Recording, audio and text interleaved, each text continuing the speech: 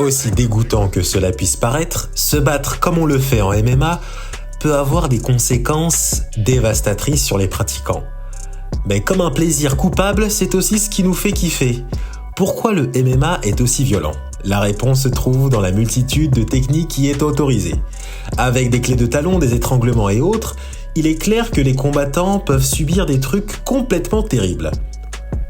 Pour vous donner une idée, vous pouvez avoir des bras et pieds tordus, des yeux et orteils arrachés, etc. Dans l'optique de satisfaire les psychopathes que vous êtes, nous avons recensé 6 des pires blessures que vous ayez jamais vues en MMA. Une partie 2 pourrait sortir si vous vous déchaînez en commentaire. Let's go! Chris Weidman subit une double fracture. Weidman avait déménagé lui et sa famille en Caroline du Sud pour se concentrer à fond sur son combat. C'était une grosse soirée pour lui car il tutoyait le Saint Graal contre Uriah Hall à l'UFC 261. Mais en cette triste nuit, le destin a frappé et il a perdu, 17 secondes après le début du combat. Très entreprenant, il a tenté de donner le premier coup du combat en décrochant un terrible low kick. Pas de bol, sa jambe s'est pliée comme une corde et il a subi une horrible double fracture. Pendant qu'il subissait l'une des pires blessures de l'histoire de l'UFC, le pauvre a complètement choqué les spectateurs qui sont restés perplexes. En voyant ce qui s'était passé, l'arbitre Herb Dean s'est empressé d'annuler l'affrontement tant c'était violent.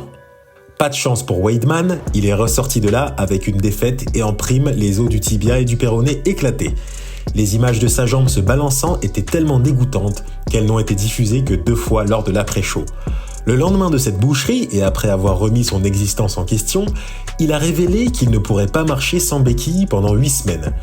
Et son processus de récupération a duré entre 6 et 12 mois. Ça fait mal ça.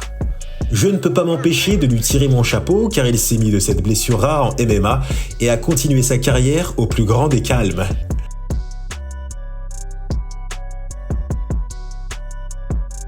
Antonio Rodrigo se fait tordre salement le bras. Frank Mir a vaincu Rodrigo lors de leur entrée en collision à l'UFC 92. Des années après, Rodrigo a eu l'occasion de prendre sa revanche. Devinez quoi ? Ça s'est très mal fini pour lui. Après une première victoire assez discutée de Frank Mir, l'homme était déterminé à prouver que ce n'était pas du hasard. De manière vicieuse, il a détruit son adversaire et choqué la salle. Les spectateurs ont dû détourner le regard, tant c'était insupportable. Avec 2 poids lourds faisant un grappling aussi violent, il était inévitable de trouver l'un d'eux dans cette liste. Pour vous donner des détails, une terrible bataille se déroulait au sol et dès le premier round. Frank Mir a enfermé la star brésilienne Big Nog dans une kimura, prouvant que sa première victoire n'était en aucun cas le résultat du hasard. Et comme Big Nog ne voulait pas abandonner, il a essayé de s'échapper. Malheureusement pour lui, Frank avait fermé la porte et avalé la clé. Après quelques secondes, qui ont duré une éternité, Frank est devenu furieux et a tordu le bras de Nogueira en le pliant comme du papier. Aïe, ça a dû faire très mal. La légalité de cette action peut être discutable, mais le patron Dana White l'a qualifié de soumission du siècle. Belle ironie, vous me direz. Mark Hominick reçoit le plus gros hématome du monde. Lorsque de nouvelles catégories de poids plus légers ont été incluses à l'UFC, José Aldo a eu le privilège de porter la toute première ceinture des poids plumes de la fédération. Il est aussi dans le top des meilleurs combattants livre pour livre en MMA. Et pour en rajouter une couche bien épaisse, il est considéré comme l'un des poids plumes les plus féroces de tous les temps. Vous l'aurez compris, il n'est pas étrange pour lui d'envoyer un de ses adversaires dans ce classement qui recense les pires blessures à l'UFC. Lors de sa première défense de titre contre Mark Hominick à l'UFC 129, il a dégoûté 55 000 spectateurs. Pour vous expliquer, le choc a duré 5 rounds et Aldo a infligé un ground and pound de l'enfer à son adversaire, suivi d'énormes parpaings. Pour couronner le tout, il a empêché le jeu de Mark et lui a donné des coups vicieux avec son avant-bras. Résultat des courses, Hominick a vu une deuxième tête apparaître sur son crâne. On se serait cru dans un film d'horreur très réaliste. Curieusement, le médecin n'a pas arrêté le combat immédiatement. Le pauvre gars a dû continuer à se faire matraquer et a finalement concédé le combat au Brésilien par décision. Après le combat, le mec a été emmené aux urgences pour réduire l'enflure et vérifier s'il a causé ou non une blessure grave à la tête. Pas d'inquiétude néanmoins, Mark Hominick va très bien. enfin je crois.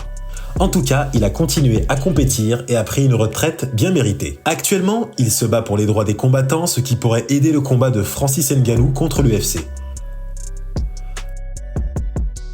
Michael Bisping perd un œil.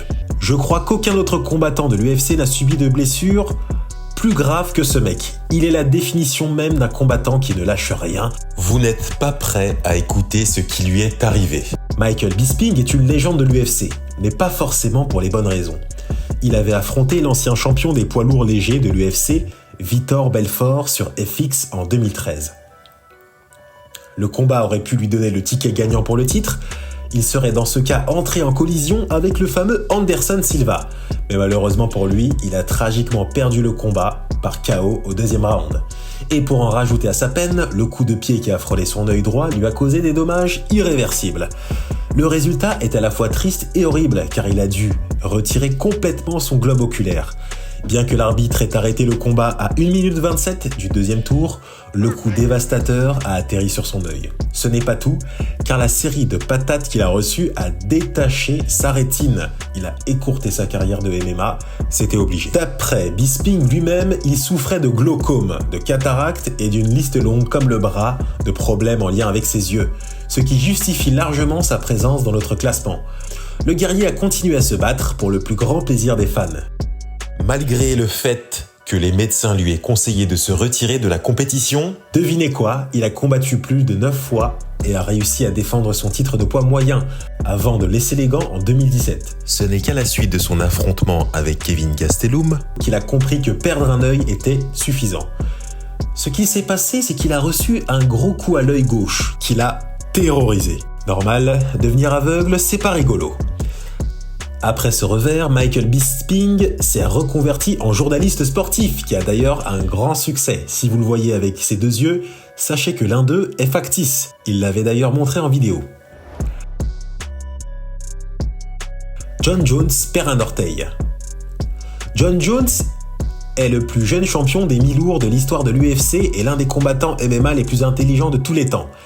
Il n'avait que 25 ans lorsqu'il a affronté Chael Sonnen à l'UFC 159, alors que ce dernier, 36 ans, était un combattant expérimenté et respecté. Tout comme Jones, il était entraîneur lors de la saison 17 de The Ultimate Fighter, édition hautement électrique due à la rivalité féroce entre les deux. Johnny Bones, qui était le grand favori des fans, a pu écraser Sonnen avec un énorme TKO juste à 4 minutes 33 du premier round.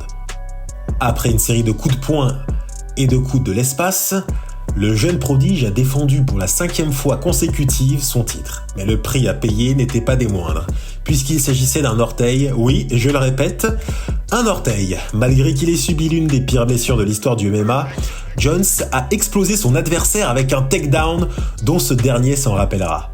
Je ne sais pas si c'était l'adrénaline ou alors Bones ne ressent pas la douleur, puisqu'il a donné une interview avec Joe Rogan juste après sa victoire. Il était calme, lucide, pendant que le médecin tripotait son orteil qui pendait.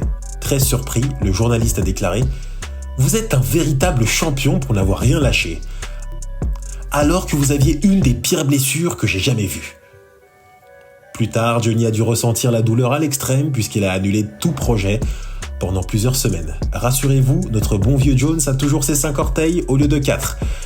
En tout cas, on peut le supposer. Leslie Smith s'est fait exploser l'oreille.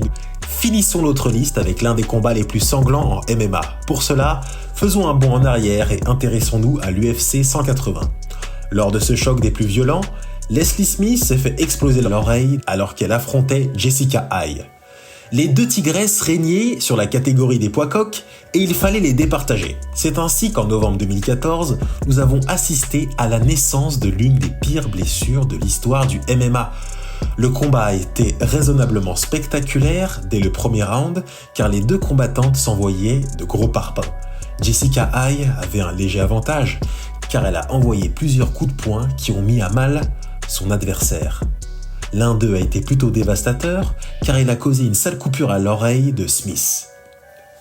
Mais pendant le deuxième round, la brutalité du combat est montée en flèche lorsque Eye a décidé de cibler l'oreille de sa rivale avec de plus en plus de coups.